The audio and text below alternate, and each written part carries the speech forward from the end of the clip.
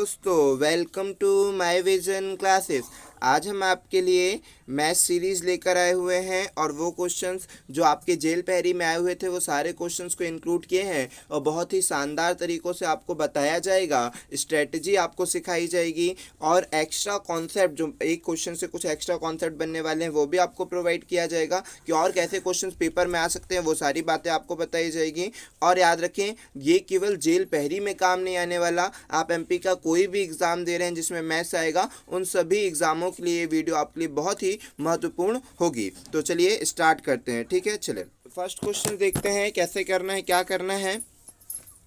Questions आप read कर लीजिए, उसका आंसर सोचिए कि क्या होगा, किस तरह से क्वेश्चंस को सॉल्व करना है, फिर तो हम आपको सारी चीज़ें बताएंगे ही। तो सबसे फर्स्ट यहाँ पर देखिए क्या बोलता है कि दो ग्रुप दे दिए गए हैं और बोलता है जिन दो संख्याओं को चुना गया है उनका गुणनफल 9 से कम होने की प्रायिकता होगी। ये पूछा आपसे। ठीक है, तो यहाँ पर जो सेट्स आपको दिया है, जो भी दो सेट्स दिया, पहला सेट्स क्या दिया है, ए का पूरा सेट है ना, और दूसरा सेट बी का दे दिया है टोटल। अब आपको करना क्या है, दोनों से ऐसे नंबर्स उठाने हैं। सबसे पहले तो टोटल प्रोबेबिलिटी क्या होगी, टोटल प्रोबेबिलिटी अपॉन में आएगी 9। कैसे आएगी सर 9? क्योंकि इसमें टोटल 3 प्रक्षेपण है, इसमें भी 3 प्रक्षेपण है, दोनों अलग अलग घटना है, तो दोनों का आपने मल्टीप्लाई किया, मतलब 3 × 3। इसी तरह से और भी आपको समझा दे प्रोबेबिलिटी के बारे में कि प्रोबेबिलिटी क्या होती है। तभी आपको, जैसे आपने देखा नहीं है कि अगर आप एक सिक्का उछालते हैं तो कुल प्रायिकता क्या लिखते हैं, एक सिक्का उछालने की जो प्रायिकता होती है वो आप करते हैं 2, जबकि 2 सिक्के उछालते हो तो लिखते हो 4, जो 3 सिक्के उछालते हो तो लिखते हो 8। तो 2 तिया 6 क्यों नहीं करते हो? नहीं, वो वहां पर गुणा नहीं होता भाई, कि 1 का 2 का 3 का गुणा नहीं होता, वहां पर चलता है 2 की पावर n। और ये 2 की पावर n का मतलब क्या हुआ कि एक सिक्का उछालने पर 2 आती है, तो 2 सिक्का उछालने पर 2 की पावर 2, 3 सिक्का उछालने पर 3 की पावर 3। इसका मतलब जितनी भी घटनाएं होती है, और ये भी कहां से बनता है, क्योंकि सिक्के पर 2 घटनाएं होती है, या तो हेड या तो टेल, तो दोनों अलग अलग सिक्के, इसीलिए गुणा होते जाता है। समझ रहे कि समझ रहे? ये जो है मेन कॉन्सेप्ट है, ये वाला मेन कॉन्सेप्ट। ये तो आपको याद करा दिया जाता है, ये भी आपको याद करा दिया, लेकिन जो मेन कॉन्सेप्ट है वो ये है कि जब अलग अलग घटनाएं हो रही है, एक सिक्का और दूसरा सिक्का, तो वहां पर इनटू होता है, तो वो आपको याद रखना। ठीक है, इनटू होता है। उसी प्रकार से कि एक पासा उछालोगे तो 6, क्योंकि एक पासा उछालोगे तो कुल परिणाम 6 होते हैं, 2 पासा 6 और इंटू कर दो, 3 पासा हो गया, एक और इंटू कर दो 6 का, 4 पासा हो गया, एक और, तो मतलब जो पासा होता है 6 की पावर n। तो फाइनली जो आपको, ये तो पासे के लिए हो गया, ये सिक्के के लिए हो गया। ठीक है, ये दोनों हो गए कि ये सिक्के के लिए और ये पासे के लिए हो गया। लेकिन जो हमने आपको कॉन्सेप्ट तैयार किया कि जब दो अलग अलग घटनाएं होती वहां पर होता है इनटू। तो पहले वाले सेट्स में 3 है गई, 3 प्रक्षेपण है, दूसरे वाले सेट में भी 3 प्रक्षेपण, तो टोटल कुल प्रायिकता कितनी है, 3 आने के तो 9 आ जाएगा, 3 × 3 9 हो जाएगा। कुल परिणाम तो 9 आ सकते हैं, लेकिन जो संभव परिणाम है, जो आपसे पूछा, नीचे आपने लिख दिया कुल परिणाम, ठीक है, ऊपर लिखा कुल संभव परिणाम, कुल परिणाम लिख दिया कि कुल परिणाम इतने आ सकते हैं। प्रायिकता का फॉर्मूला ही होता है ना, ऊपर क्या रहता है, संभव परिणाम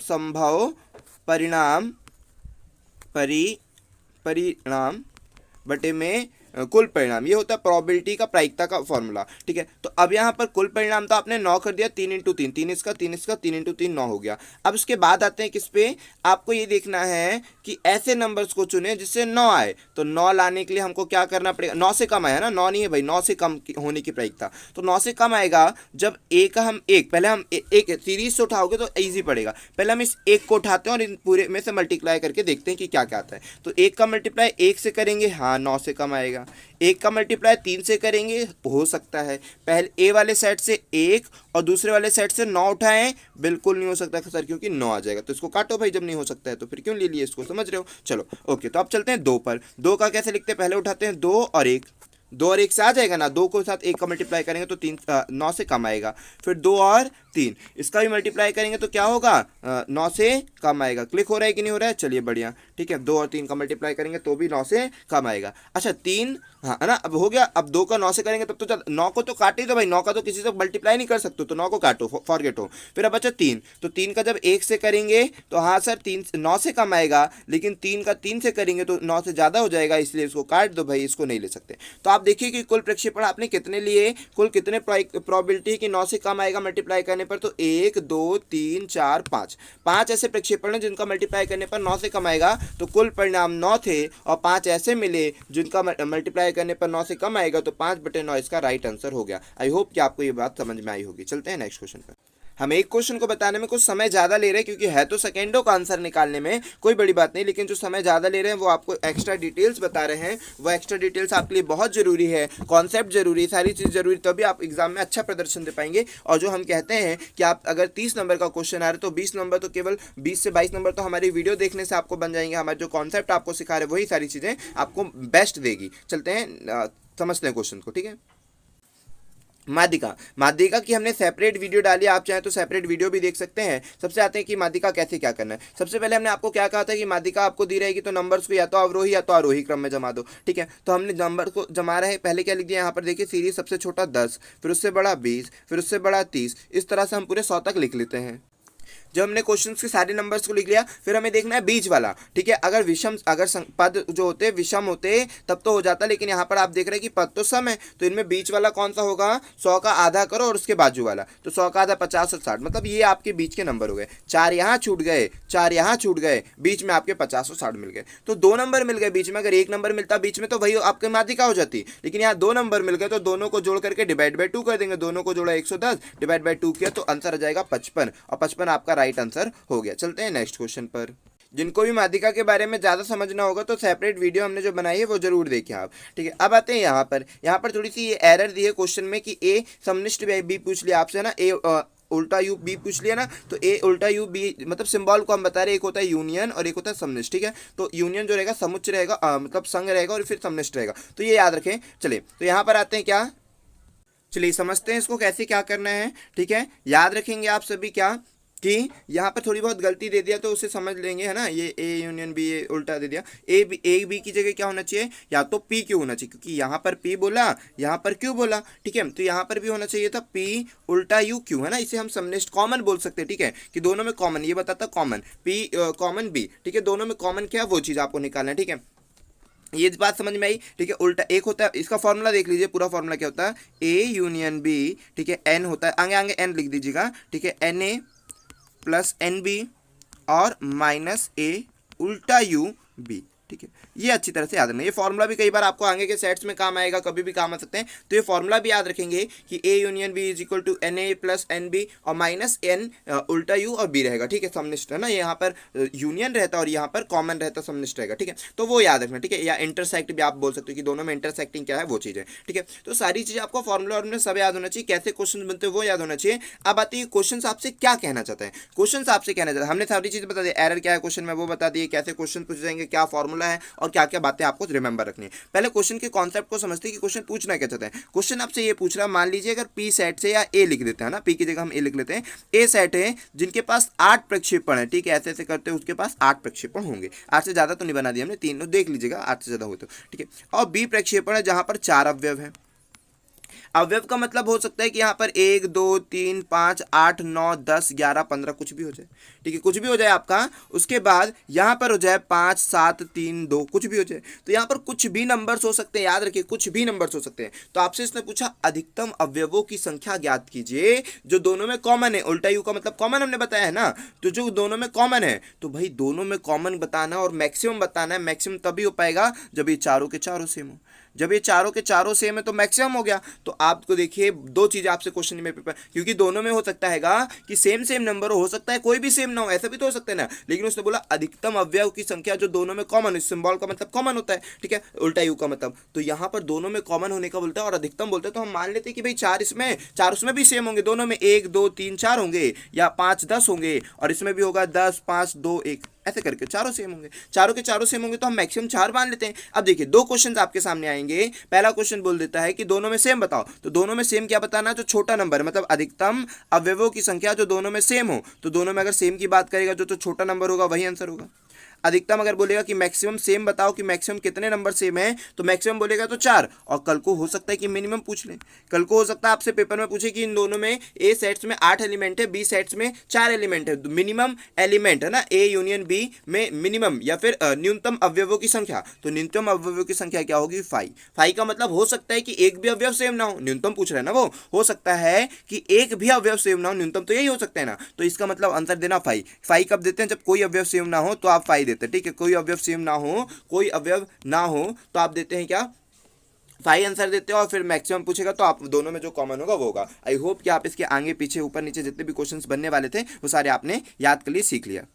अब आते हैं इस क्वेश्चन पे। इन क्वेश्चनों पे आपको ये याद रखना पड़ता है कि उसने क्या पूछा और कैसे पूछा और क्या निकालना हमें, वरना ना आप इसमें बहुत सारी चीज़ें हम निकालना सिखा देंगे तो आप सब निकाल के मत बैठ जाना। जो आपसे पेपर में पूछा केवल उसी पर ध्यान देना, समझे। चलिए तो स्टार्ट करते हैं कैसी क्या बातें बोला गया है। तो यहाँ पर आपसे बोलता है, क्या बोल रहा है भाई, सभी लोग दो भाषाओं में से कम एक बोलते हैं, कितने लोग इन दोनों में से एक भाषा में बात कर सकते हैं। तो आपसे ये पूछा है कि दोनों लोग कितने लोग ऐसे हैं जो दोनों में से कोई ना कोई एक भाषा तो यूज़ कर ही सकते हैं। तो हमें पहले ये देखना पड़ेगा कि कुल कितनी भाषाएं बोली जाती, मतलब हमको चाहिए कि कम से कम कितने लोग इन दोनों में से एक भाषा में बात कर सकते हैं। ठीक है, जमाते हैं। तो वेन डायग्राम से आप इसे सॉल्व कर सकते हो। तो हमने वेन डायग्राम बना दिया, वेन डायग्राम बना लिया। वेन डायग्राम बनाते समय हमें क्या चाहिए, हमें बातों को समझ। 125 लोग टोटल बोलते हैं, फ्रांसिस में बात करने वाले 65 हैं, जर्मनी में बात करने वाले 82 हैं। 82 लोग जर्मनी और फ्रांसिस में 65। और दोनों बात करने वालों के लिए हमने आपको बहुत सारे तरीके सिखाए हैं। हमने आपको एक फॉर्मूला सिखाया है ना, इसको हम पहले रफ कर दें। हमने आपको एक फॉर्मूला सिखाया, कौन सा फॉर्मूला सिखाया भाई, ए यूनियन बी वाला। ए यूनियन बी वाला फॉर्मूला नहीं बताया प्रीवियस में, आप वो लगा लें। यूनियन का मतलब 125 जो टोटल दिया है, एन ए का मान 65 रखना प्लस 82 रखना और फिर माइनस कर देना। ठीक है, आप इसे फॉर्मूले से भी कर सकते हो, जिस तरह का हमने फॉर्मूला बताया उसको लगा के कर सकते हो। आप यहाँ पर बीच का मान, और कभी भी अगर आपको बीच का मान निकालना, बहुत सारे तरीके हैं। ठीक है, हम सारे तरीके आपको प्रोवाइड कराते हैं। चलो शुरू से बताते हैं, सारे तरीके बता देते हैं कि मान लो अगर बीच का निकालना नहीं दिया तो कैसे निकालोगे। पहले तो आपको दिया है कि फ्रांसिस में बोलने वाले 65 है, 82 बोलने वाले ये हैं, तो आप बीच का मान लो एक्स है, बीच का मान लो x लोग बचे, तो ये कितना बचा 65 माइनस एक्स बचा। ये कितना बचा 65 माइनस, ये कितना बचा केवल जर्मनी में बोलने वाले 82 माइनस एक्स, केवल जर्मनी में 82 माइनस एक्स और फ्रांसिस में 65 माइनस एक्स और दोनों बोलने वाले x। और इन तीनों को मिलाकर टोटल कितना दिया 125। तीनों को मिलाने के बाद कितना दिया टोटल 125। तो आपको बीच का नंबर निकालने मिल जाएगा, आपको बीच का नंबर पता चल जाएगा। ऐसे कितने लोग हैं जो क्या कर रहे हैं, केवल दोनों भाषाएं बोलते हैं। तो आपको तो केवल का चाहिए, केवल ये चाहिए और केवल ये चाहिए। समझ पा रहे हो, क्योंकि उसने बोला कम से कम एक भाषा बोलते हैं, तो मतलब केवल ये चाहिए एक भाषा बोलने वाला। ठीक है, या फिर दूसरा तरीका कौन सा होगा, दूसरा तरीका आपका फॉर्मूला वाला कि A union B is equal to n A plus n B minus n A उल्टा यू बी। उल्टा यू का मतलब कॉमन, दोनों में कॉमन। ठीक है, तो आपको यहाँ पर दोनों टोटल तो दिया 125, बराबर में दिया है 65, प्लस दिया है 82 और माइनस दिया है x। निकालना है चीज़ तो निकाल दीजिए। तो यहाँ से भी आपका आंसर हो जाएगा। ठीक है, यहाँ से कर ले हम, इन दोनों को जोड़ेंगे तो कितना हो जाएगा भाई 7 हो जाएगा, ये 2 5 7 हो जाएगा और 6 6 6 8 कितना हो जाएगा 14 और 14 है ना, 14 हो गया। और फिर हो गया 123। फिर इसको इधर ट्रांसफर करोगे उसको इधर, तो कितना आ जाएगा आपका x की वैल्यू कितनी आ जाएगी 22। यहाँ से भी आपकी x की वैल्यू आ गई। और आप वैसे भी करते प्रीवियस वाला तो भी आपकी वैल्यू आ जाती। इसका मतलब आपने इनडायरेक्टली निकाल दिया भाई, मतलब जैसे भी दोनों तरीकों से निकाल दिया कि जो दोनों बोलने वाले व्यक्ति हैं वो 22 हैं। और फ्रांसिस में बोलने वाले 65 व्यक्ति थे, तो फ्रांसिस में 65 व्यक्ति थे। आप देखिए केवल फ्रांसिस में कितना बोलते हैं, तो 65 में से 22 को माइनस कर दिया तो कितना आ जाएगा आपका, 65 में से 22 को माइनस कर दिया तो 43 केवल फ्रांसिस बोलने वाले। जर्मनी में कितने लोग बोलते हैं, तो आपने 82 में से 22 माइनस कर दिया तो 60 लोग केवल जर्मनी बोलने वाले हैं। फ्रांसिस बोलने वाले केवल व्यक्ति 43, जर्मनी बोलने वाले केवल व्यक्ति हैं 60 और दोनों भाषाएं बोलने वाले हैं 42। अब देखिए कि आपसे पूछा क्या है, आपसे बोला है कि कम से कम एक भाषा बोलते हो। ठीक है, सभी लोग दो भाषाओं में से कम एक भाषा बोलते हैं। नहीं, ये तो आपको कंडीशन दिया ना, ये नहीं पूछा हम बार बार इसको रीड करें और कंफ्यूज, तो इसको नहीं पूछा भाई, ये तो आपको एक कंडीशन दिया है। फिर बोलता है लास्ट में जो पूछ रहा है, बोलता है कितने लोग दोनों में से एक भाषा में बात कर सकते हैं। कितने लोग ऐसे हैं जो दोनों में से कोई एक भाषा में बात कर सकते हैं, तो वो लोग हैं 43 और 60। ये जो 60 लोग हैं केवल जर्मनी बोलते हैं, 43 लोग केवल फ्रांसीसी बोलते हैं, 22 लोग दोनों भाषाएं बोलते हैं, 65 लोग फ्रांसिस बोलते हैं। लेकिन याद रखिए केवल फ्रांसिस नहीं बोलते, यही चीज़ें तो आपको सीखनी है। जो 65 है ये फ्रांसिस बोलते हैं लेकिन केवल फ्रांसिस नहीं बोलते। ये 82 है ये जर्मनी बोलते हैं लेकिन केवल जर्मनी बोलते। केवल जर्मनी 60 लोग बोलते हैं, केवल फ्रांसीसी 43 लोग बोलते हैं, दोनों भाषाएं 22 लोग बोलते हैं। समझ पा रहे हैं कि नहीं समझ पा रहे हैं? चलिए, तो आई होप कि आपको ये बात समझ में आई होगी। अब ये बात समझ में आ गई तो आपसे पूछे कि केवल एक भाषा बोलने वाला, तो 43 और 60 को आपने जोड़ दिया, कितना हुआ 103। आपका राइट आंसर, क्लिक करके आप आगे बढ़ सकते हैं। आई होप कि आपको सारी बातें समझ में आ गई होगी। चलते हैं नेक्स्ट क्वेश्चन पर। चलिए तो अब इस क्वेश्चन को देखते हैं। ऐसे क्वेश्चन याद रखें जेल पैरी में बहुत सारे पूछे गए हैं और आपके जो भी एग्जाम में MP constable jail MP SI उनमें भी ये क्वेश्चन पूछने के चांसेस, मतलब कोई मैथ्स तो सेम है। आपको अगर हम कोई सी भी वीडियो डाल रहे हैं वो सारी वीडियो आपको देखनी है अगर वो मैथ्स से रिलेवेंट है तो, ठीक है। क्यों? क्योंकि वो फायदा जरूर पहुंचाएगी, क्योंकि हर क्वेश्चन में हम कोई ना कोई नया कॉन्सेप्ट जरूर बताएंगे, ठीक है। सारी चीजें मैक्सिमम आपको प्रोवाइड कराई जाएगी, तो वो आपको देखनी जरूरी रहेगी, ठीक है। आप देखेंगे इंप्रूव होगा आपका नॉलेज। चलिए यहाँ पर आते हैं, आपको एफ की वैल्यू दे दिया। ऐसे क्वेश्चन बड़े आसान होते हैं लेकिन कई बच्चे इसको कंफ्यूजन हो जाते हैं या फिर कंफ्यूज हो जाते हैं। कोई बच्चे समझ तो जाते हैं लेकिन फिर जब सॉल्व करने की बात है तब कंफ्यूज हो जाते हैं। तो ये कितना आसान सा क्वेश्चन दिया है आपको। यहाँ पर क्या दे दिया, ये बोल रहा है कि एफ की वैल्यू दे दिया है और आपसे पूछ रहा है। तो यहाँ पर याद रखें कि जहाँ जहाँ एक्स है ना वहाँ वहाँ आपको क्या रखना है, कुछ रखना है क्या? नहीं, ये तो बड़ा आसान से दिया। इसने कुछ रखने को नहीं बोला, इसने डायरेक्टली केवल इसकी वैल्यू पूछ ली। आपने को यहाँ पर कुछ रखने को नहीं बोला, वरना जनरली यहाँ पर F3 पूछ लेता आपसे, ठीक है, F2 पूछ लेता आपसे। तो इस तरह के क्वेश्चन आपसे पूछ लिया जाता है। तो आपको समझना है बातों को कि अगर कोई वैल्यू पूछ लेगा इसका मतलब ये हुआ कि जहां जहां एक्स का मान लिखा है ना वहां वहां आपको क्या रखना है, 3 रखना है। लेकिन अभी आपसे ऐसा कुछ नहीं पूछा, अभी आपसे जो पूछा है वो क्या पूछा है, f(x+1) और वही -1, ठीक है। तो f(x) ऊपर रखने को बोल रहा है, तो हमने ऊपर वैल्यू को रखा x+3, ठीक है। ऊपर वैल्यू को रख रहे हैं x+3 बटे में x-2, जैसा जैसा क्वेश्चन बोल रहा है वैसा वैसा जमाते जाओ, ठीक है। x+3 अपॉन में x-2। चलिए बातों को समझते हैं यहाँ पर, है ना। स्टार्टिंग से पहले क्या कैसे करना था, तो f(x) जहां जहां बोला f(x) का मान रख देना है, तो हम रखते हैं x+3 अपॉन में x-2, जहां f(x) बोला था वहां रख दिया, प्लस का 1 अपॉन में यही चीज़ माइनस का 1। और फिर धीरे धीरे ना आप एडवांस होते जाएंगे तो ये वैल्यू को बड़ी आसानी से सॉल्व कर पाएंगे अगर आप दिमाग में कर पा रहे हैं तो। हम तो क्वेश्चन देखते साथ 2 सेकंड 3 सेकंड में आपका आंसर बताएंगे और आप भी इतनी अच्छी स्पीड बनाएंगे जैसे जैसे हम बातें बता रहे हैं। मैक्सिमम आपको दिमाग पे ही सॉल्व कर लेना है तो काफ़ी आसान हो जाता है क्वेश्चन, वरना थोड़ा सा समझना होता है। तो आप देखिए यहाँ पर जब आप इसको सॉल्व करेंगे तो आप इसका एलसीएम ले लेंगे, ठीक है। तो आपके पास जो आएगा वो कितना जाएगा, x+3, ठीक है। आप इसका एलसीएम ले लेना, तो जो आपके पास आएगा वो कितना आ जाएगा x+3, फिर प्लस था ना, प्लस में आ जाएगा x-2 और बटे में x-2 रहेगा ही, ठीक है। और नीचे वाले में भी x-2 रहेगा, ठीक है। अब लिख देते हैं पूरा x-2, चलिए पूरा लिख देते हैं।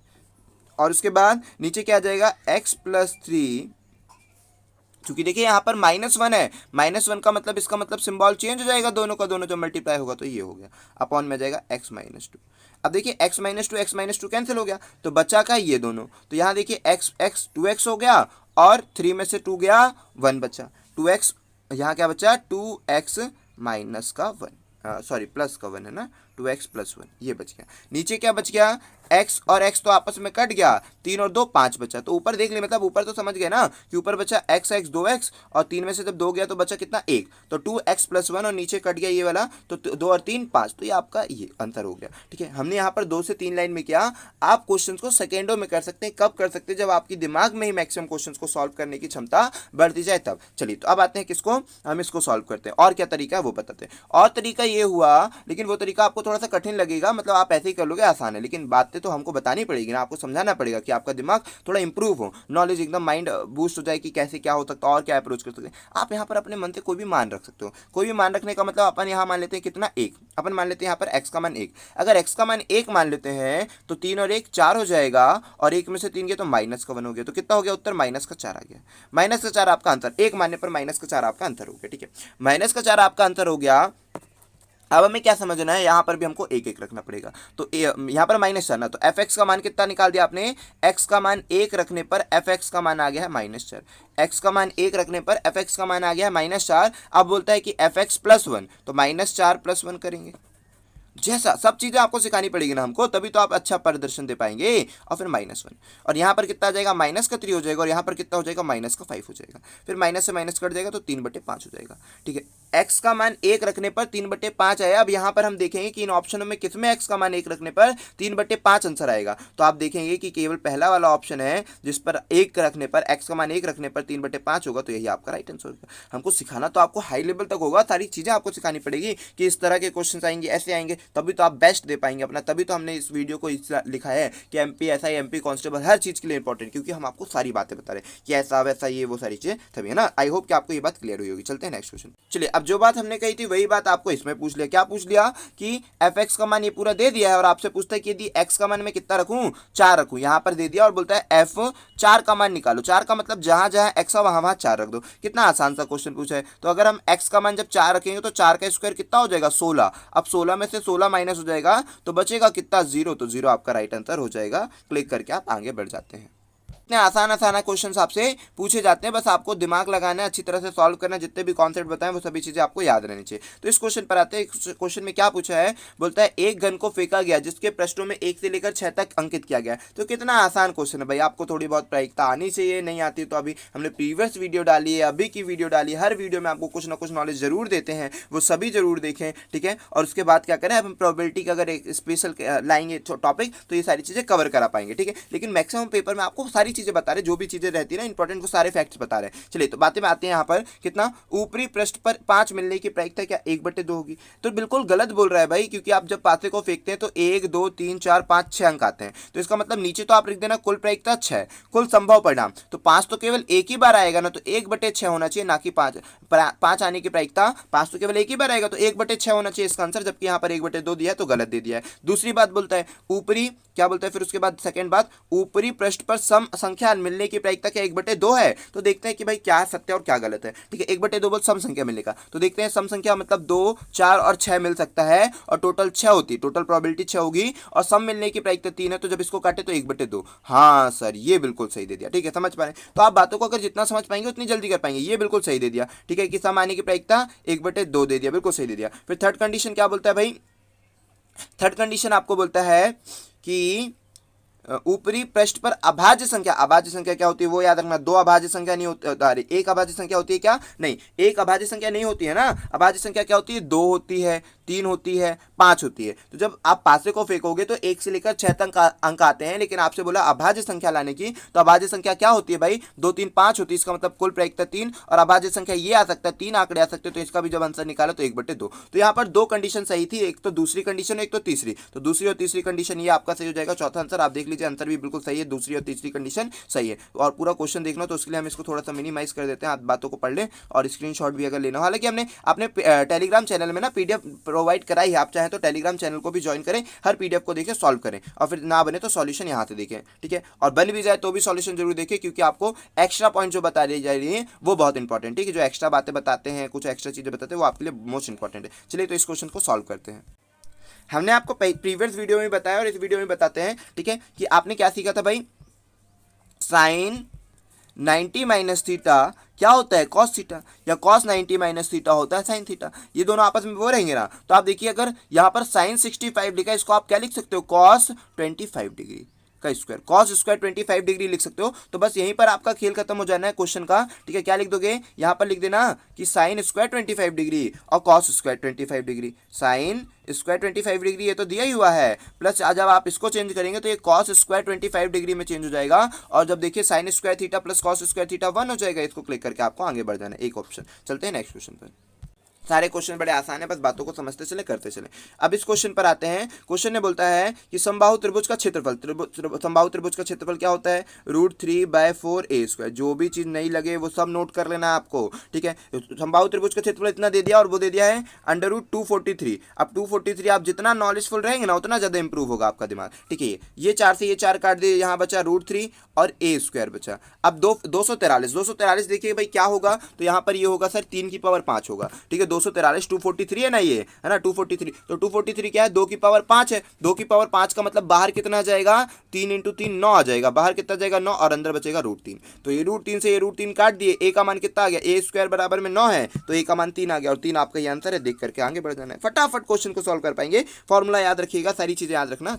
यहाँ पर आते हैं क्वेश्चन पे। जितने भी हम सेट करें ना, आप केवल इतनों को देख लो, बहुत ज्यादा नॉलेज होने वाला है, याद रखें, बहुत सारी चीजें आपको बताई जाएगी। 2 वर्गों का परिमाप 68 सेंटीमीटर और 60 सेंटीमीटर है। उस तीसरे वर्ग का परिमाप ज्ञात करो जिसका क्षेत्रफल दोनों वर्गों के क्षेत्रफल के अंतर के बराबर है। देखिए कैसे करेंगे, ठीक है, जैसा क्वेश्चन बोल रहा है वैसे करो। ये तो परिमाप है ना, ये भी परिमाप है, परिमाप का मतलब 4a का मान है, तो यही चीजें दिमाग में करोगे तो बेस्ट रहेगा, नहीं कर पाओगे थोड़ा दिक्कत हो जाएगा। तो मतलब बताइए मुझे पहले वाले वर्ग की भुजा कितनी हुई, क्योंकि ये तो 4a का मान है ना, तो a का मान कितना हुआ, तो आप इसको माइंड में ही 4 से डिवाइड करें कि 68 को जब मैं 4 से डिवाइड करूंगा तो 4 एकम 4, 4 सत्ते 28, तो पहले वाले वर्ग की भुजा 17 का स्क्वायर, दूसरे वाले वर्ग की भुजा कितना 60 है, तो भाई 15 का स्क्वायर, ठीक है, और ये बराबर है तीसरे वाले वर्ग के एरिया के। यही ना बोल रहा था क्वेश्चन कि दोनों वर्गों के क्षेत्रफल का अंतर, तो दोनों वर्ग का क्षेत्रफल देख लिए, दोनों वर्ग का क्षेत्रफल a का स्क्वायर हो गया, और ये बराबर है किसी अलग a का स्क्वायर, कोई वर्ग के बराबर इनका अंतर। तो अब जब अंतर निकालो तो स्क्वायर करने में मत बैठ जाना, हालांकि बैठ जाओ कोई दिक्कत नहीं, यहाँ पर छोटा सा नंबर है, लेकिन कल को अगर बड़ा नंबर मिल जाएगा तब क्या करोगे, तब आपको एक बार जोड़ना, क्योंकि ये तो a square minus b square है, तो एक बार जोड़ना और एक बार घटाना कर देना। तो एक बार इनको घटा देते हैं तो 2 हो गया, इंटू एक बार जोड़ देते हैं, क्योंकि a square minus B square का फॉर्मूला सभी को याद है ना, a square minus B square का फॉर्मूला होता है a plus B into a minus B होता है। तो ये आप इस फॉर्मूले को भी याद रख सकते हैं। चलते हैं नेक्स्ट बातों पर आते हैं कि क्वेश्चन को कैसे सॉल्व करना। तो एक बार दोनों को घटाया तो दोनों को घटाने पर 2 हो गया, एक बार दोनों को जोड़ दिया तो दोनों को जोड़ने पर कितना हो जाएगा 32 हो जाएगा। 32 इंटू का मतलब कितना हो जाएगा भाई, कितना हो जाएगा, ये दोनों आपका 64 हो जाएगा, और 64 किसका स्क्वायर होता है 8 का स्क्वायर होता है। तो आपने नेक्स्ट वाले की भुजा निकाल दी 8 का स्क्वायर 64, तो 8 आ गया, जो भुजा आ गई नेक्स्ट वाली जो नए वाली की भुजा आ गई वो 8 आ गई। लेकिन आपसे तो उसने क्या पूछा है कि तीसरे वर्ग का परिमाप पूछा, तो 8 चौको 32, तो 32 आपका राइट आंसर, क्लिक करके आप आगे बढ़ सकते हैं। आई होप कि आपको ये बात समझ में आई होगी। चलते हैं नेक्स्ट क्वेश्चन। कितनी आसानी से आप सारे क्वेश्चन को सॉल्व कर पाएंगे, बस शर्त है कि आपको सारी चीजें रिमेंबर होनी चाहिए, सारी कॉन्सेप्ट पता होनी चाहिए, हम जो स्ट्रेटेजी आपको सिखा रहे हैं वो याद होनी चाहिए। अब यहाँ पर आते हैं घन का आयतन। घन का आयतन होता है भाई a का क्यूब, घन का जो आयतन होता है फॉर्मूला होता है घन के आयतन का a का क्यूब। तो घन का आयतन देके रखा है 729, घन का आयतन देके रखा है, और a का क्यूब। तो आप बताइए कि 729 किसका स्क्वायर है, तो यहां पर अब आपका क्या दिमाग हुआ कि आपको कितना कुछ याद है, तो ये 9 का क्यूब है। 729 9 का क्यूब होता है, तो आपने a का मान निकाल दिया 9। अब आपसे पूछ रहे तब घन का संपूर्ण पृष्ठ क्षेत्रफल, घन के संपूर्ण पृष्ठ का क्षेत्रफल क्या होता है, टोटल सरफेस एरिया क्या होता है भाई, टोटल सरफेस होता है 6a square, total surface area होता है 6a स्क्वायर, 6a स्क्वायर का मतलब क्या हो जाएगा 6, और 9 का स्क्वायर 81, फटाक से गुणा करिए, 6 लास्ट में किसके है, लास्ट में 6 तो भाई 2 का है, लेकिन 8 6 48, 48 ही है, तो 648 आपका राइट आंसर हो गया। कितने आसान आसान क्वेश्चन से सारे बनेंगे, बस शर्तें फॉर्मूले याद होनी चाहिए, तब रिमेंबर रहेगा, तो आपको बहुत बेस्ट प्रदर्शन मिलेगा, और जितनी भी बातें बता रहे हैं वो सारी चीजें, ठीक है। अब ये क्वेश्चन आ गया हाइट एंड डिस्टेंस का, प्रीवियस वीडियो सारी कंटिन्यू पूरी वीडियो देखिए, बहुत ज्यादा फायदा होगा। अगर आप एक वीडियो देखेंगे तो हो सकता है रेशो थोड़ा सा कम फायदे का मिले, लेकिन फायदा तो जरूर होगा। आप सारी वीडियो स्टार्टिंग से देखेंगे तो बहुत ज्यादा फायदा होगा, ठीक है। चलिए तो यहाँ पर आते हैं, यहाँ पर हमने आपको रेशो सिखाया है, तो यहाँ पर हम बना देते हैं ट्रायंगल, हम बना देते हैं ट्रायंगल। तो ट्रायंगल कैसे बता रहे हैं वो देखो, बोलता है एक छोटा लड़का एक पतंग उड़ा रहा है, तो लड़का मान लो ये खड़ा है, लड़का पतंग उड़ा रहा है, तो पतंग तो ऐसे उड़ाएगा ना भाई, ऐसे जाएगा कि जमीन में उड़ेगी, पतंग ऊपर उड़ेगी, ठीक है। और फिर जमीन ये है आपकी, ठीक है, तो ये आपकी जमीन हो गई, और पतंग वो उड़ा रहा है। फिर बोलता है पतंग का धागे जमीन से, जमीन मतलब जमीन तो ये थी नीचे वाली है ना जमीन, भाई ये जमीन है, ये पूरी जमीन है, ठीक है, नीचे से कितने डिग्री का कोण बना रहा है 30 डिग्री का कोण बना रहा है। पतंग की ऊंचाई, पतंग की ऊंचाई भाई यहाँ पर होगी, पतंग यहाँ ऊंची है, और ऊंचाई कैसे पता चलेगी, एकदम 90 डिग्री का खींचोगे तब पता चलती है ऊंचाई, ठीक है। तो पतंग की ऊंचाई तो 21 मीटर, तो पतंग की ऊंचाई 21 मीटर दे के रखा है। फिर बोलता है धागे की लंबाई ज्ञात करो, तो इसका मतलब ये धागे की लंबाई आपसे पूछ रहा है। 30 डिग्री का रेशो मुझे बताओ, 30 का रेशो क्या होता है, 30 डिग्री के सर सामने 1 रेशो बनता है, 60 डिग्री के सामने √3 का रेशो बनता है, और 90 डिग्री के सामने 2 का रेशो बनता है। ये हमने आपको रेशो वाली क्लासेस में सिखाया है, या फिर जो आगे वाली वीडियो है उन सभी में सिखाया। आप स्टार्टिंग से देखेंगे बहुत फायदा होगा। तो 30-60 का रेशो हमने आपको सिखाया, 30-60-90 का रेशो 1 रेशो √3 रेशो 2। तो आप देखो यहाँ पर क्या दिया हुआ है, 1 का रेशो, 30 डिग्री के सामने वाली भुजा दिया है ना, ये वाला मान दिया है 21, तो यहाँ पर जब दिया हुआ है इसका मतलब क्या, आपको 1 का मान दे दिया है 21, और आपसे पूछ क्या रहा है, 1 का मान दे दिया 21, और आपसे पूछ क्या रहा है, आपसे पूछ रहा है 2 का मान, धागे का मान है ना, 90 डिग्री के सामने वाली भुजा, ठीक है। तो आपसे 2 का मान पूछ रहा है, तो 2 का मान हो जाएगा 42 देखिए ये आपका आंसर है। इसको क्लिक करके आप आगे बढ़ सकते हैं। इस तरह से हम आपको क्वेश्चन सॉल्व कर रहे हैं, बहुत फायदा देने वाला है, यकीन मानिए, ठीक, बहुत ज्यादा फायदा देगा। आप खुद ही देखेंगे कि आपको कितनी सारी चीजें एक्स्ट्रा में बातें मिल रही है, कितना कुछ सीखने को मिल रहा है। चलते हैं क्वेश्चंस पर, समझते हैं क्वेश्चंस को, ठीक है। यहाँ पर एक ट्रायंगल दे दिया, आप ट्रायंगल को क्या समझना है भाई, ठीक है, इस ट्रायंगल पे आपको क्या समझना है, जैसा जैसा बोला वैसे वैसे समझते हैं। बहुत आसान आसान चीजें पूछेगा, बस आपको शर्तें याद होनी चाहिए सारी, ठीक है। हमें बोलता है कि एंगल ए दे के रखा 60 डिग्री, फटाक से बनाते हैं, एक त्रिभुज बना दी, मतलब व्रत बना दिए, व्रत के अंदर एक त्रिभुज बना दिए, ये लो भाई बन गया त्रिभुज, ठीक है। जो बातें पूछ रहा है वो करेंगे अपन, ये बन गया त्रिभुज, ठीक है। अब इधर बोलता है एंगल ए 60 डिग्री है, एंगल है 60 डिग्री, तो अंदर का एंगल क्या होगा, 2 गुना होता है, हमने बताया था ना, ठीक है। और कंडीशन भी बताई थी प्रीवियस वीडियो में, आप देख लीजिएगा, तो 120 डिग्री हो जाएगा, 2 गुना हो गया, ठीक है, ये हो गया। फिर आपसे जो पूछ रहा था वो क्या पूछ रहा है भाई, यहाँ का आपने निकाल दिया 120 डिग्री। अब आपसे पूछ रहा है, यहाँ पर हो गया 120 डिग्री, ठीक है।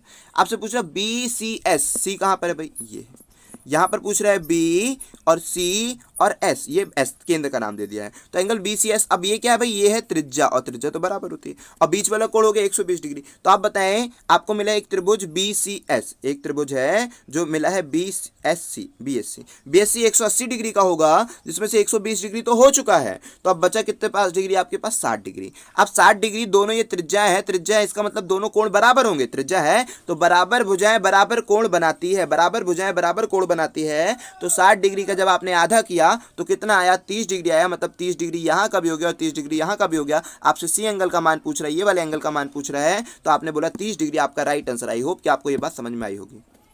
चलिए अब इस क्वेश्चन पर आते हैं। इस क्वेश्चन पे भी आपको क्या बोलता है, त्रिभुज की परिधि दे दिया है 18 सेंटीमीटर, उसकी भुजाओं का अनुपात भी दे दिया, त्रिभुज का क्षेत्रफल निकालो। ठीक है, कितना आसान सा क्वेश्चन दिया, सारी चीजों को सॉल्व कर पाओगे। आपको चाहो तो रेशो निकाल सकते हो, साइड निकालना हो तो। परिधि 18 दी और तीनों का रेशो दे दिया कितना, 2 3 4, तो 2 3 4 के रेशो में बांट दीजिए। तो 2 3 4 के रेशो में बांटोगे तो कितना हो जाएगा, 4 3 7 और 8 9, 8 9 का मतलब ये हो जाएगा 9 से इसको डिवाइड करोगे तो 2 आएगा। ठीक है, अब इसकी भुजा हो जाएगी 4, इसकी भुजा हो जाएगी 6 और इसकी भुजा हो गई 8। ये हो गया आपकी भुजाएं। अब आपको बताना है क्या, क्षेत्रफल। तो क्षेत्रफल, अगर आपको ये लग रहा है कि ये समबाहु त्रिभुज है तब तो आप मतलब कि समकोण त्रिभुज है, तब तो हाफ बेस इनटू हाइट कर दो तो हो जाएगा। लेकिन आपने देखा कि नहीं सर ये तो समकोण त्रिभुज नहीं है, तो समकोण त्रिभुज नहीं है तो इसलिए इसके लिए आपको लगाना पड़ेगा हेरोस नियम।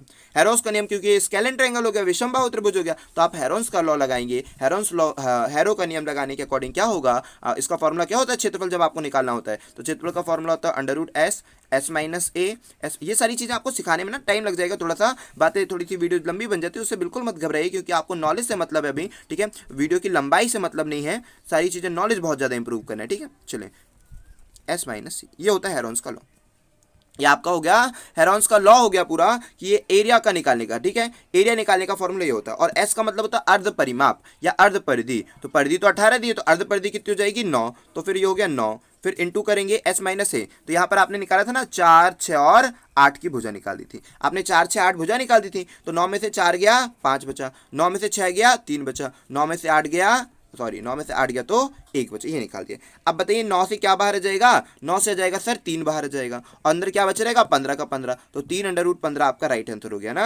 यहाँ पर हमने बताया कि 9 से क्या बाहर आ गया, इस 9 का मतलब 3 बाहर आ गया, और अंदर 5 या 15 बच रहेगा, 15 किसी का स्क्वायर नहीं है, तो अंदर 15 का 15 ही बच रहेगा। ठीक है, तो आई होप कि आपको ये बात समझ में आई होगी। 15 हो गया, तो 3 अंडर रूट 15 ये आपका राइट आंसर, क्लिक करके आप आगे बढ़ सकते हैं। अब आते हैं इस क्वेश्चन पर। ये क्वेश्चन समझिए क्या दे रहा है, बोलता है दो रेखा ए बी और सी डी बिंदु ओ पर प्रतिच्छेद है यदि एंगल ए। कितना आसान आसान क्वेश्चन आपसे पेपर में पूछ रहे हैं। ठीक है, कई क्वेश्चन आसान पूछ रहे हैं, कई क्वेश्चन जो थोड़ा ज़्यादा नॉलेज होगा तो आपसे बन पाएगा सारी चीज़ें। सबसे पहले तो हम आपको ये लाइन का कॉन्सेप्ट बता दें। आप याद रखें कि यदि दो लाइन आप इस तरह से इंटरसेक्ट करते हैं तो याद रखिए ये वाला कोण और ये वाला कोण आपस में बराबर होगा, और बराबर होने की प्रॉपर्टी आप क्या बोलना, शीर्षाभिमुख कोण के नियम से बराबर। किस नियम से बराबर है, शीर्षाभिमुख कोण नियम थे ना, शीर्षाभिमुख कोण, या फिर आप बोल सकते हैं वर्टिकली अपोजिट एंगल। ठीक है, दोनों की प्रॉपर्टी से बराबर होंगे, ये बराबर होगा इसके। ठीक है, ये एक नियम याद हो गया। ठीक है, फिर आप दूसरी बात क्या याद रखना, ये याद रखना कि यदि एक लाइन है तो ये कितने डिग्री का एंगल बनाती है, 180 डिग्री का एंगल बनाती है। तो मान लो अगर ये 60 डिग्री तो ये हो गया 120 डिग्री। ये दो प्रॉपर्टी आपको याद होनी चाहिए, दोनों प्रॉपर्टी से आप कर सकते हैं इस क्वेश्चन को सॉल्व, कि अगर ये 60 डिग्री तो ये 120 डिग्री, और ये 120 डिग्री तो ये 60 डिग्री, और ये 60 डिग्री है तो ये 120 डिग्री होगी। इस तरह से दोनों बातें आपको याद हो। देखिए अब हमने आपको जितनी चीजें बताई थी ना, आप तो उसको कैसे सेकंडों में सॉल्व कर सकते हैं। हमने आपको बताया था कि दो ट्रायंगल सेम होने चाहिए, तो यहाँ पर देखिए दो ट्रायंगल किसमें सेम है, केवल एक ही ऑप्शन तो है जिसमें दो ट्रायंगल सेम है। इसी को क्लिक करके आगे बढ़ जाओ भाई, क्या आगे बढ़ना, क्योंकि कुछ सॉल्व ही नहीं कर रहे हैं, तो केवल देखिए दो ट्रायंगल किसमें सेम थे, तीसरा ऑप्शन, इसी को क्लिक करके आगे बढ़ जाओ। कितना आसान, मतलब देखते और उत्तर जाता। लेकिन उसके लिए हमने जो बताया वो सारी चीजें याद होती तभी तो, दो ट्रायंगल सेम होते वो। ठीक है, और नहीं हो रहा है तो फिर ये देख लो कि भाई ये 40 डिग्री है तो ये भी कितना हो जाएगा, ये भी आपका हो जाएगा 40 डिग्री। और फिर देखिए ये पूरी लाइन है तो ये कितना हो जाएगा, 180 बनाने के लिए ये 140 हो जाएगा, और इसके सामने वाला कितना हो जाएगा, ये भी 140 हो जाएगा। तो ये सारी बातें, ये सब चीजें आपको फायदा दी ना कि कैसी क्या चीजें, तो सारी चीजें आपको रिमेंबर होनी चाहिए, सब बनना चाहिए, बेसिक से बनना चाहिए, ट्रिकी बनना चाहिए, कैसे क्या कॉन्सेप्ट है, सारी चीजें आपसे बननी चाहिए। आते हैं अब इस क्वेश्चन पर। ठीक है, इस क्वेश्चन पर क्या करना है वो समझते हैं। यहाँ बोलता है जब किसी उत्पाद की कीमत 10% कम हो गई, ठीक है, बिक्री की संख्या 30% की वृद्धि हुई, कुल राजस्व में कितने प्रतिशत का परिवर्तन होगा। कितना आसान क्वेश्चन पूछते हैं, चलिए सॉल्व कराते हैं। ठीक है, आप ना इसे फॉर्मूले से भी सॉल्व कर सकते हो। कौन से फॉर्मूले से, a प्लस बी, हमने बताया था ना एक फॉर्मूला, कौन सा फॉर्मूला बताया भाई, a plus B plus A B upon में 100। आप इस फॉर्मूले से भी सॉल्व कर सकते हो, वरना बहुत बहुत सारे तरीके हैं, तो आपको वहां पर आसान तरीके से करना है, तो सबसे आसान पड़ेगा, तो सबसे आसान आपको फॉर्मूला ही पड़ेगा, फटाक से कर देना, हो जाएगा। ठीक है, जब किसी उत्पाद की कीमत 10% कम हो गई, मतलब उत्पाद की कीमत 10% कम हो गई और बिक्री 30% बढ़ गई, और प्लस माइनस का जब इंटू करोगे तो माइनस होगा, और 30 इंटू 300 हो जाएगा, बटे में 100 हो जाएगा। कितने आसानी से सॉल्व करोगे, 0, इनको घटाओगे तो 20 माइनस 3 मतलब 17% का प्रॉफिट, प्लस में आया उत्तर, इसका मतलब प्रॉफिट, तो प्रॉफिट हो जाएगा 17% की वृद्धि हो जाएगी। समझ पा रहे हैं? ठीक है, फॉर्मूले से कर सकते हो। और भी तरीके हैं बताने के, लेकिन उसको बताना अभी कोई नहीं है, आपको स्ट्रेटेजी आपको सिखानी, पेपर में क्या क्या चीजें बताना वो बताना जरूरी था। ठीक है, चलते हैं नेक्स्ट क्वेश्चन। हम आपको ऐसी भी चीज अभी नहीं बता सकते जो आप एकदम समझे और एकदम नई रहे आपके लिए, तो आपको ना समझ में आए। ठीक है, कोशिश ये करें कि सबसे सब चीज आपको समझ में आनी चाहिए और बड़ी सरलता से हो ना, और ट्रिकी भी होनी चाहिए, मतलब कि आपका कम समय ले एग्जाम में। आप देखिए ड्यूरिंग एग्जाम बहुत कम समय लेगा, ज्यादा नहीं लेने वाला। ठीक है, यहाँ पर आते हैं, क्वेश्चन बोलता है नमक और पानी के 30 लीटर घोल में कितने किलोग्राम शुद्ध नमक मिलाना होगा जिससे घोल में नमक का प्रतिशत। देखिए आप मिला क्या रहे हैं, नमक मिला रहे हैं। दिमाग को अच्छी तरह से बिल्कुल एकदम प्रिपेयर रखें कि हाँ भाई मैं पढ़ने ही जा रहा हूँ, बहुत सारी चीजें सीखनी है, तो आपको दिमाग और भी बहुत सारी चीजें सीख पाएगा। ठीक है, नमक और पानी के 30 लीटर घोल में, है ना, और कुछ भी नहीं सीखना, केवल प्रैक्टिकली काम है भाई, जो आपने सीखा बस वही चीजें। आप बताइए कि जब नमक मिलाओगे तो क्या पानी बदलेगा? पानी जितना था पहले अभी भी उतना ही रहेगा, तो बस वही चीज है कि पानी जितना पहले था अभी भी उतना ही रहेगा। पहले 10% नमक था तो पानी कितना होगा? 90%। अभी 25% नमक हो गया तो पानी कितना होगा? 75%। क्लियर हुआ? तो पहले हमने कहा कि सर 30 लीटर का जब घोल था तो पानी, है ना, यहाँ पर water is equal to water करके सॉल्व कर दो कि वाटर पहले कितना था? 10% अगर नमक था तो 90% पानी होगा। और अब बोलता है कि पानी तो बदला नहीं ना भाई, पानी पहले भी था, अभी उतना भी अभी है। ठीक है, अब बोलता है कि यदि घोल को बढ़ा देते हैं, 30 प्लस एक्स कर देते हैं, घोल की मात्रा को बढ़ा देते हैं, एक्स को जोड़ देते हैं, तो अब जो है अब नमक हो जाएगा 25%, मतलब पानी कितना बचेगा? 75%। समझ रहे हैं? अगर ये सारी बातें याद हैं तो बहुत ईजिली सॉल्व कर पाएंगे। ठीक है, तो यहाँ पर आते हैं, तो इस 100 से 100 को काट दिए, फिर बचा क्या आपके पास? यहाँ पर बचा 15 दूनी 30, 15 पना 75, 5 से इसको काटा कितना आएगा? 18, 5 90 होता है 18, 18 दूनी 36, 36 में से 30 को माइनस कर दिया, एक्स की वैल्यू आपकी निकल आई कितना? 6 लीटर, 6 किलोग्राम। क्लिक करके आगे बढ़ जाए। तो कितने आसानी से समझ रहे, जो कॉन्सेप्ट सिखा रहे वो जरूरी है, सॉल्व करने का तरीका तो है ही जरूरी, लेकिन जो कॉन्सेप्ट है वो आपके लिए मोस्ट इंपॉर्टेंट है, उसी से आपको समझ में आता है कि किस तरह से क्वेश्चन समझे जाना है, किस तरह से हमको करना है, वो सारी बातें हम आपको प्रोवाइड कर रहे हैं। चलते हैं नेक्स्ट क्वेश्चन पर। चलिए, एक दो क्वेश्चन तो बड़ा आसान पूछ लेता है, जैसे ये क्वेश्चन था आपसे इतना आसान पूछ लिया। बोलता है पहले 140 था, अब 200 किलो वजन हो गया, उसके वजन में प्रतिशत बताओ। तो जिससे भी तुलना करना है, ये जो बता रहे हैं वो याद रखो, जिससे भी तुलना करना है वो हमेशा नीचे रखा करो, जो भी बात पूछेगा वो हमेशा ऊपर रखा करो। ठीक है, जिससे भी तुलना करना वो हमेशा नीचे। तो पिछले साल के वजन से तुलना करने को बोला, 160 नीचे रख दिया, इस साल उसका वजन 200 किलोग्राम है, तो कितना बढ़ गया भाई? 40 किलोग्राम बढ़ गया। जब आपने इसको सॉल्व किया 1/4 और 1/4 कितना प्रतिशत होता है? 25% उत्तर करके आगे बढ़ सकते हैं।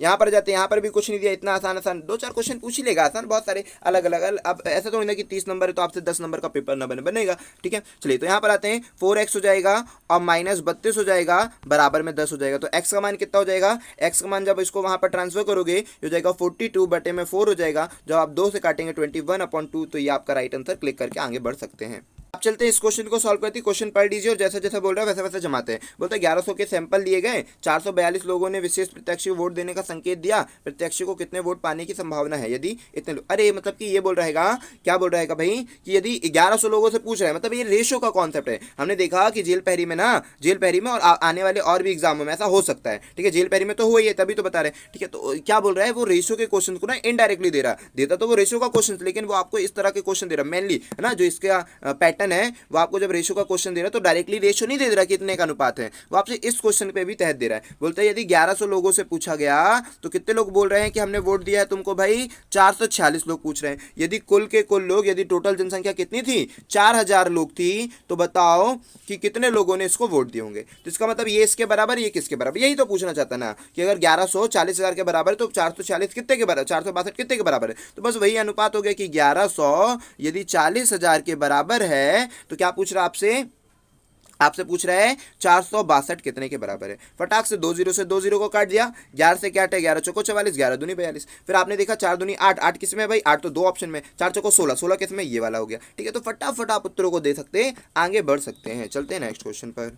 सारे क्वेश्चन आपके लिए बड़े आसान है, सारी अच्छी तरह से सॉल्व कर सकते हो और हम आपको बहुत ही शानदार तरीके बताएंगे। चलिए तो आते हैं, यहाँ पर बोलता है कि टोटल रुपए दे दिया आपको 2600 और एक को दिए हो तुमने 10% की दर से 5 साल को, एक को दिए हो 9% की दर से 6 साल पे, और क्या बराबर है, साधारण ब्याज बराबर है। बातों को समझते चलना, साधारण ब्याज बराबर, साधारण ब्याज बराबर, इसका मतलब मुझे नहीं मालूम भाई पहले का अमाउंट कितना है, रेट इनटू टाइम ही तो बताता है ब्याज का प्रतिशत, तो इसका मतलब 5 दूनी 10 पंजे 50% ब्याज मिल गया। तो हम प्रतिशत ना भी लिखे तो भी चलेगा, लेकिन लिख दे रहे हैं पहली बार अगर आप देख रहे हैं तो। फिर दूसरा बी को कितना मिला, 9% की दर से 6, 9 छिंग 54% इसको ब्याज मिल गया, 9 पना 45 9 54 हो जाएगा, ठीक है, दोनों को ब्याज मिल गया। परसेंट को कैंसिल करिए, इसको काट दीजिए, तो यहाँ पर कितना रेशो हो जाएगा, यहाँ पर हो जाएगा 27 और ये हो जाएगा 25, तो मतलब A अनुपात B बराबर में हो गया 27:25।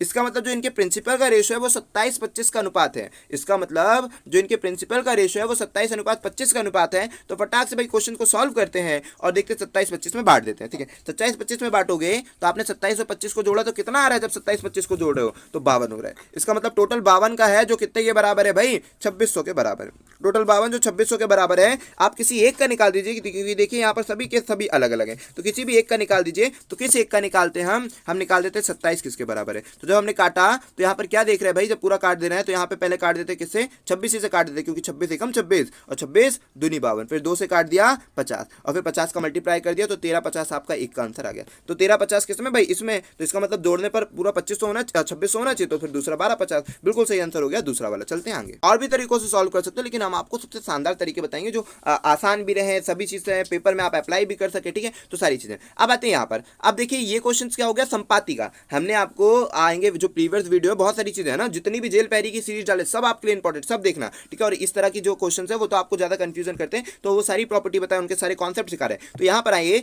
तो यहाँ पर बोलता है संपाति। संपाति का मतलब क्या होता है वो समझो। संपाति का मतलब होता है भाई, संपाति में जैसे एक लाइन ये खींच दिया और इसी के ऊपर जो दूसरी लाइन ये अलग खींचे ना, तो ऐसा नहीं करो, ये तो हो गई समांतर, समांतर का बोल दिया ना आपको संपाति। संपाति का मतलब ये वाली जो लाइन है इसी के ऊपर दूसरी लाइन भी है, दूसरी लाइन भी इसी के ऊपर है, तो इसको बोलते हैं संपाति बोलते हैं, ठीक है। तो यहाँ देखिए कॉन्सेप्ट बोलते हैं, ठीक है। तो यहाँ पर होते हैं अनंतः तथा अनेक हल। यहाँ पर क्या होंगे, जब एक दो लाइन एक ही पर है भाई, तो दो लाइन एक ही पर है, तो इसको होंगे अनंतता अनेक हल। इधर पर ऐसे कितने सारे बिंदु मिलेंगे जो एक साथ होंगे, ठीक है। तो अनंतता अनेक हल होगी, और अनंतता अनेक हल की कंडीशन क्या होती है, कंडीशन होती है, पहले तो समीकरण तैयार करो, ठीक है। अच्छा समीकरण दिया, लेकिन ये समीकरण थोड़ा -16 यहाँ दे दिया, इसको यहाँ पर ट्रांसफर कर दो तो हो जाएगा +16, है ना, ये याद रखना। फिर अनंतता अनेक हल की कंडीशन क्या होती है, A1/A2 बराबर होता है B1/B2 बराबर होता है C1/C2, ये होता है अनंतता अनेक हल की कंडीशन, ठीक है। अब ये हल हो गई, कंडीशन की बात हो गई। अब आपको चाहिए क्या भाई, आपको चाहिए के का मान, तो के का मान कैसे निकालना है वो सॉल्व करते हैं। तो सबसे पहले आपने बहुत सारी तरीके देखे, यहाँ पर 2 का 2 गुना हुआ 4,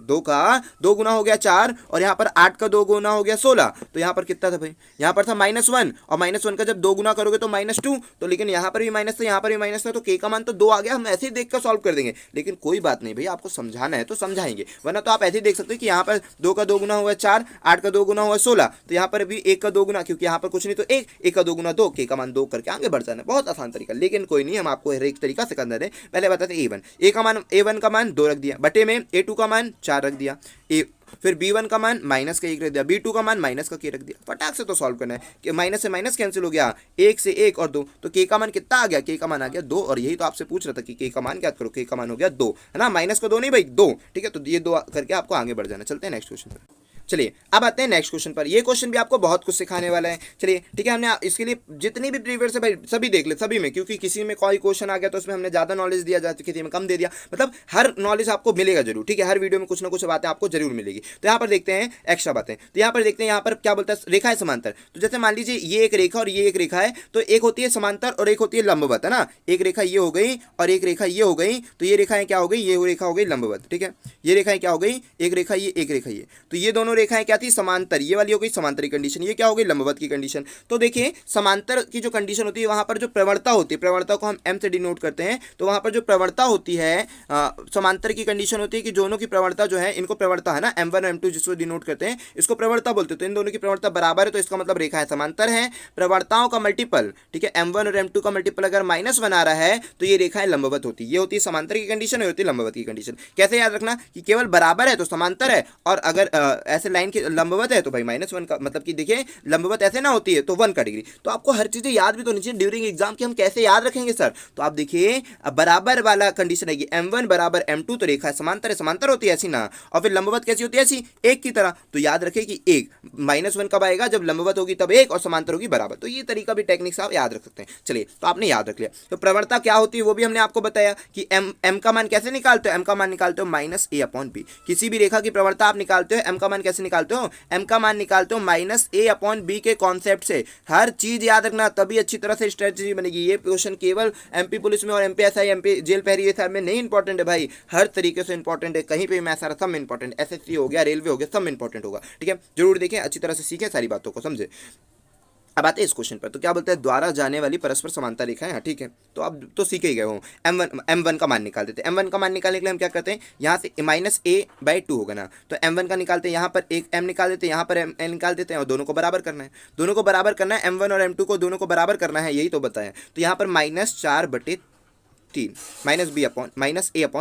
यहाँ पर भी हो जाएगा -2/a, ये हो गया। ठीक है, हमको क्या निकालना था भाई, हमको तो k का मान निकालना था ना, है ना, 3k। ओके 3k, ठीक है, ये हो गया। अब आप खुद ही सोचिए कि माइनस से माइनस कट गया, ये 2 से ये 2 कट गया, कितना हो जाएगा 2 दूनी, तो यहाँ पर दोनों का मल्टीप्लाई हो जाएगा, यहाँ पर ये हो जाएगा, तो k का जो मान आएगा, ठीक है, यहाँ पर हम अच्छे सॉल्व कर देते हैं। यहाँ पर 2 बचा, यहाँ पर 3k बचा, और यहाँ पर बचा 1 बचा, और यहाँ पर बचा 5। तो आपको तो k का मान चाहिए, तो k यहाँ पर ऊपर चला गया, बराबर में यहाँ 10 हो गया, और बट्टे में 3 का 3 रहा। तो इसका मतलब कितना हो जाएगा 10/3 आपका राइट आंसर। क्लिक करके आप आगे बढ़ सकते हैं। बातों को समझ में आया? ठीक है, आई होप कि आप समझ गए होंगे। कितने आसान आसान तरीके आपसे पूछता है, आपको बहुत अच्छे से सभी चीजें समझ में आई। चलिए, अब बोलता समीकरण का एक मूल 4 है, तो निम्नलिखित में से कौन सा एक समीकरण जिसका मूल 4 है। तो हम आपको स्ट्रेटेजी समझाएं, हर तरीका समझाएं। मूल का मतलब क्या होता है भाई, मूल का मतलब हमने आपको पहली वीडियो में भी समझाया, फिर से समझा रहे हैं बातों को, कि मूल का मतलब होता है रूट्स, और रूट्स का मतलब क्या होगा कि इसके मान, एक्स का मान बोलता है, समझ रहे हैं। रूट्स का मतलब क्या होता है, एक्स के मान। और यहाँ पर कितना, पहले तो आपसे ये पूछ सकता है, हमने 2-3 चीजें समझाया, द्विघाती समीकरण क्या होता है, रूट्स क्या होते हैं, हर तरीका समझाया ना। तो यहाँ पर आपसे अभी केवल बात समझा देते हैं ये वाली। ठीक है,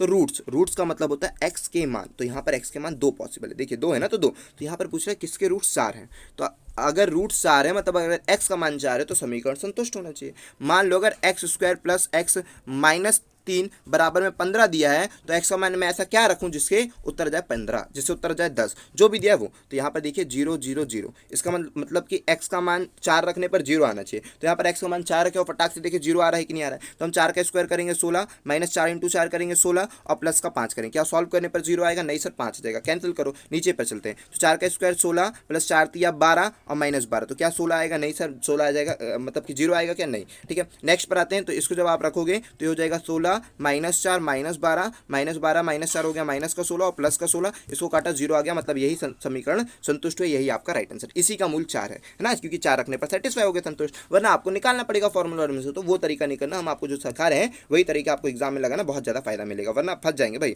ठीक है, चलते हैं नेक्स्ट क्वेश्चन पर। नेक्स्ट क्वेश्चन पर आते हैं। इसने क्या बोला कि कौन सा समीकरण द्विघात समीकरण नहीं है। हमने पहले भी समझाया, फिर से समझा रहे हैं। द्विघात समीकरण क्या होता है? द्विघात समीकरण का मतलब होता है जिसकी पावर में x⁻2 हो। तो x⁻2 यहाँ पर है, होगा समीकरण। x⁻2 यहाँ पर है, होगा समीकरण, है ना। पावर 2 होनी चाहिए, ऐसा नहीं कि सॉल्व करने पर पावर 2 चली जाए। तो पावर 2 यहाँ पर सॉल्व कर लो ना भाई, है ये, वो तो ऑलरेडी सॉल्व है, पूरा सरल समीकरण है, तो सॉल्व है। इन दोनों की पावर 2 है, तो मतलब ये द्विघात समीकरण है, और ये भी द्विघात समीकरण। तो बचा तो यही भाई, बचा तो यही। इसमें भी तो 2 है सर, ठीक है, आप बोल सकते हैं कि सर इसमें भी तो 2 है, लेकिन भाई हो सकता है इसको सॉल्व करने पर वो 2 चले जाए, है ना, वो 2 आपका कट जाए, तो इसीलिए आपने पहले तो देख ले, ये भी हो गया, ये भी हो गया, ये भी हो गया, तो बचा तो एक ही ना, तो यही होगा भाई, ये नहीं होगा। ठीक है, यही द्विघात समीकरण नहीं होगा। वरना अगर हो सकता है 2 चीज में, यहाँ पर भी ऐसे समीकरण दे दिया, यहाँ पर भी ऐसा दे दिया, जो डायरेक्टली नहीं दिया, कुछ अलग दे दिया, तो हो सकता है सॉल्व करना पड़ जाता आपको। ठीक है, तो अभी तो आपको साफ साफ समझ में आ रहा है कि इसी में होगा, क्योंकि बाकी सब तो है, तो यही वाला नहीं होगा। चलते हैं नेक्स्ट क्वेश्चन। अब इस क्वेश्चन को समझते हैं। जब भी आपसे कभी ये पूछता ना कि x ये होता है बिंदु, बिंदु का निर्देशांक समझो। बिंदु के निर्देशांक होते क्या है? बिंदु के निर्देशांक, कोई भी बिंदु P है ना, तो वहां पर निर्देशांक आप ऐसे लिखते हैं। कोई भी बिंदु अगर आपसे P पूछेगा तो उसके निर्देशांक तो होते हैं x3, मतलब ये जो पहले मान रहता हैगा, इसको बोलते हो आप x का मान, और इसको बोलते हो y का मान, है ना। ये x के निर्देशांक होते हैं और y के निर्देशांक होते हैं। ठीक है, समझ में आया। तो कभी भी आपसे पूछेगा ना कि x अक्ष से, बोलेगा x अक्ष से दूरी, तो आप क्या बोल देना? y निर्देशांक, y निर्देशांक। ठीक है, y निर्देशांक जो भी आपको देगा, ठीक है, x अक्ष से दूरी तो y का मान, ऐसे लिख सकते हो कि x अक्ष की दूरी देगा तो y का मान, y का मान लिख देना, y का मान अच्छी तरह से लिख दे थोड़ा सा। ठीक है, x अक्ष से दूरी y का मान, ठीक है। एक्स अक्ष से दूरी देगा तो वाई का मान लिखना, और वाई अक्ष से दूरी देगा तो एक्स का मान लिखना। ठीक है, दोनों तरीके याद रखना है ना, याद रखोगे बहुत फायदा होगा। अब यहाँ पर बोलता है सर कि एक्स अक्ष से दूरी, तो एक्स अक्ष से दूरी आपको क्या बोलना है, वाई का मान बोलना। वाई का मान बोलना मतलब 8, 8 आपका राइट आंसर, ये देखिए और क्लिक करके आगे बढ़ जाए। मान लो कल को बोला होता है वाई अक्ष से दूरी बताओ, तो वाई अक्ष से दूरी आप क्या बोलते हैं, एक्स का मान बोलते हैं, और एक्स का मान यहाँ पर क्या है, बिंदु में 6 है, तो आप 6 उत्तर देते हैं, है ना। ठीक है, अगर वाई अक्ष से दूरी बोलता है तो वाई का मान 8, और वाई अक्ष से एक्स बोला है तो वाई का मान 8 हो गया, और अगर क्या बोल दे रहे हैं हम, ठीक है, अच्छी तरह समझे, ठीक है, शांति से।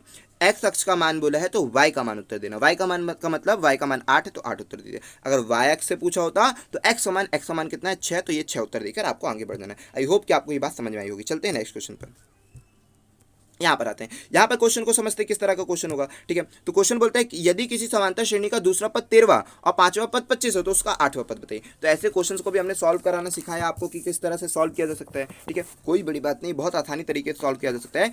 या तो आप स्ट्रेटेजी अपना ले, या तो बहुत सारे तरीके सॉल्व करने के। पहले तो हम आपको सॉल्व कराना सिखाते कैसे। उसने बोलता है दूसरा पद 13वां है और पांचवा पद 25 है, 8वां पद ज्ञात करो। ठीक है, तो यहाँ पर बनाते हैं दूसरा पद 13 है, ठीक है भाई 13 है, 13 जमा देते हैं दूसरा पद। तो दूसरे पद का फॉर्मूला मालूम है क्या, nवें पद का फॉर्मूला क्या होता है, हम पहले भी सिखा चुके हैं, फिर भी सिखा रहे हैं कि nth टर्म का nवां पद का जो फॉर्मूला होगा, ठीक है, आप इसे लिख लें nवां पद, ठीक है, nth टर्म, ठीक है, nवां पद। तो nवें पद का फॉर्मूला होता है a plus n-1 into D. nवें पद का फॉर्मूला होता है, फॉर्मूला क्या होता है, a plus n-1 into D. तो आपको दूसरा कौन सा पद दिया, दूसरा पद भी दिया और पांचवा पद भी दिया। ठीक है, दूसरे पद को ऐसे लिख दिया। तो अब निकालते पहले दूसरे पद का फॉर्मूला। ठीक है, दूसरे पद का फॉर्मूला जब आप लगाएंगे, ठीक है, तो दूसरे पद का फॉर्मूला क्या लगाएंगे भाई, दूसरे पद का फॉर्मूला लगाएंगे a प्लस n-1d, है ना। ये सारे फॉर्मूला अगर याद रख पाते हैं तो बढ़िया। n-1d, n का मतलब दूसरा पद दिखा रहे तो 2 में से 1 गया तो 1 ही बचेगा ना, d बराबर में 13। ठीक है,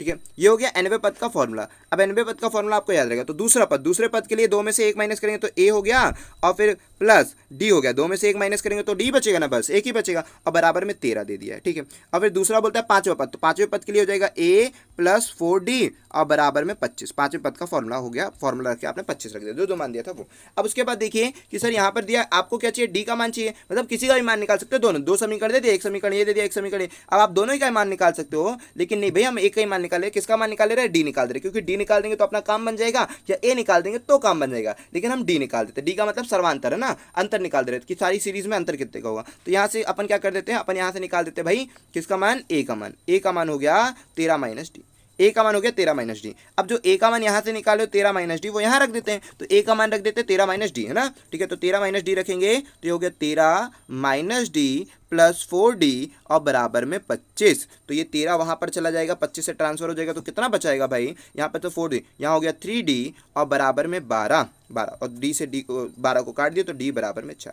d बराबर में 4 आ गया। आप चाहे तो a बराबर में निकाल सकते हैं। a बराबर में अगर आपसे पहला पूछ ले, पहला पद बताओ, तो 13 में से 4 घटा देंगे, कितना हो जाएगा, 9। 9 आपका पहला पद हो जाएगा। आपने d निकाल दिया, आपने d निकाल दिया और पहला पद भी, मतलब a का मान भी आपको पता चल गया कितना, 13 में से 4 घटा दिए 9, और d का मान आपको पता चल गया कितना, डी का मान 4। ठीक है, ये दोनों मान पता चल गया। आप चाहे तो 8वां पद का फॉर्मूला लगा सकते हैं। 8वें पद का फॉर्मूला होगा ए, 8 में से 1 गया n-1 इंटू डी ना, 8 में से 1 गया 7d, ये हो गया 8वां पद।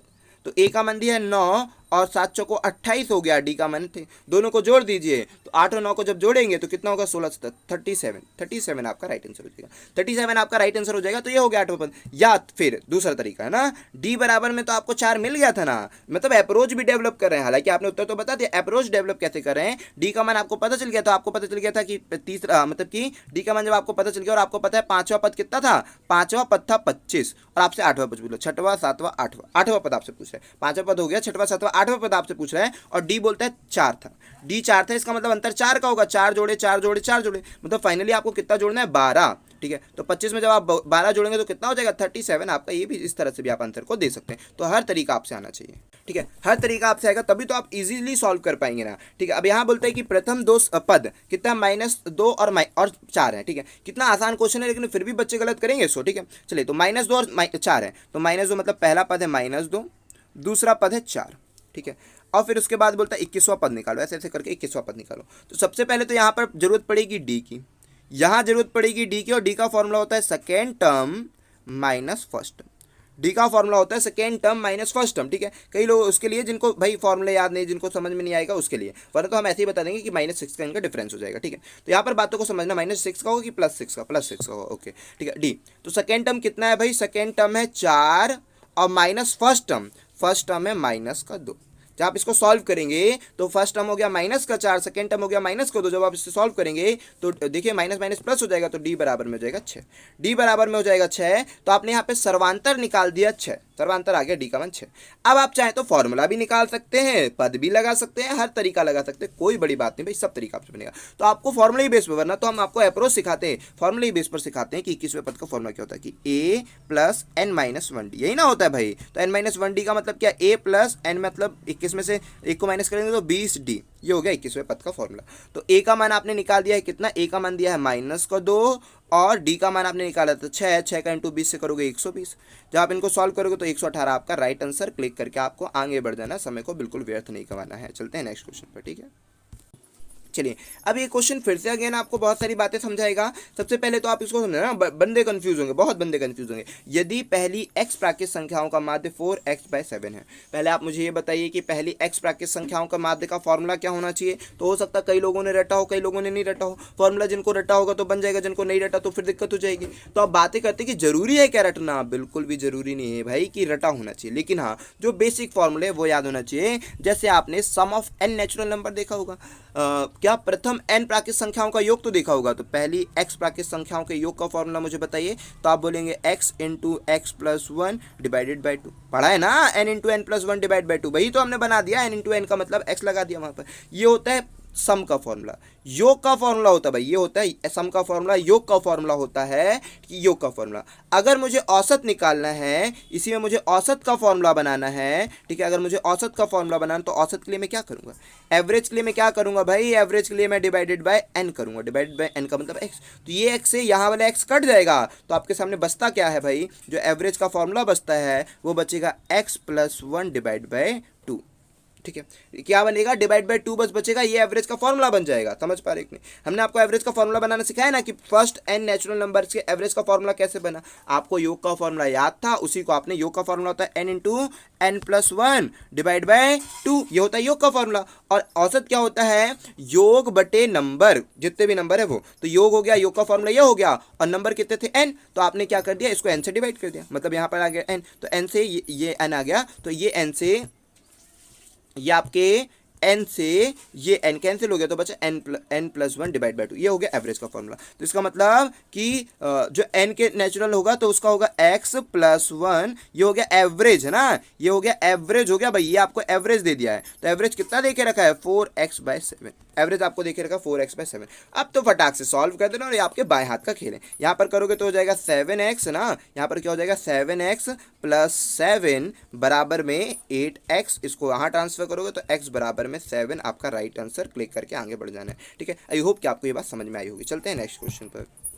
सारे क्वेश्चन को हम शानदार तरीकों से बता रहे हैं कि आप एग्जाम में भी कैसे कर सकते आते हैं यहाँ पर, ठीक है। इस क्वेश्चन को समझते हैं। यहाँ पर जो ए लिखा है ना, वो ए नहीं होगा, डिग्री होगा, ठीक है। वैसे कुछ भी होगा, ठीक है, उससे ज़्यादा अंतर नहीं होगा। वैसे वो ए ना लिख करके डिग्री होगा, जो वहाँ पर मिसप्रिंट कर देते लोग। तो यहाँ पर आते हैं cos 37। तो आपको हमने बताया कि साइन, अभी पहले ही बताया था तो प्रीवियस वीडियो में बताया, साइन 90 - थीटा क्या होता है, cos थीटा, ठीक है, cos थीटा। लेकिन आपको ये तो फॉर्मूला सिखा दिया है, तो आपको जो याद रखने वाली बात है वो ये याद रखना है कि यदि अगर हमने ये लिखा कि साइन 32 डिग्री, तो साइन 32 तो cos कितना होगा, 32 में मैं कितना जोड़ूं कि 90 हो जाए, 8 का मतलब 40 और 50। साइन जो 30 डिग्री है वो होगा cos 58 डिग्री के बराबर। साइन अगर मैंने 20 डिग्री लिख लिया कि साइन 20 डिग्री, तो ये किसके बराबर होगा, cos 70 के बराबर होगा। इस बात को याद रखना, ठीक है, कि 90 होना चाहिए। तो आप देखिए 37 और 53 को जोड़ेंगे, क्या 90 नहीं होगा, होगा 90। तो आपको जैसे ही 90 मिला तो इसका मतलब ये दोनों बराबर है, और अगर ऊपर वाली संख्या और नीचे वाली संख्या दोनों बराबर, तो दोनों की बराबर कट जाएंगी। तो इनको जब आप काट देंगे तो कितना उत्तर आएगा भाई, 1 आएगा, है ना, 1 आएगा। तो 1 आपका राइट आंसर। क्लिक करके आप आगे बढ़ सकते हैं। देख लीजिए आंसर 1 है, ठीक है। आई होप कि आपको ये वीडियो पसंद आई होगी। अगर ये वीडियो पसंद आई और हमारी वीडियो आपको इसी तरह चाहिए रहती है, ठीक है, मतलब कि आपको बहुत हेल्पफुल रहती है, तो आप हमारी वीडियो को लाइक करें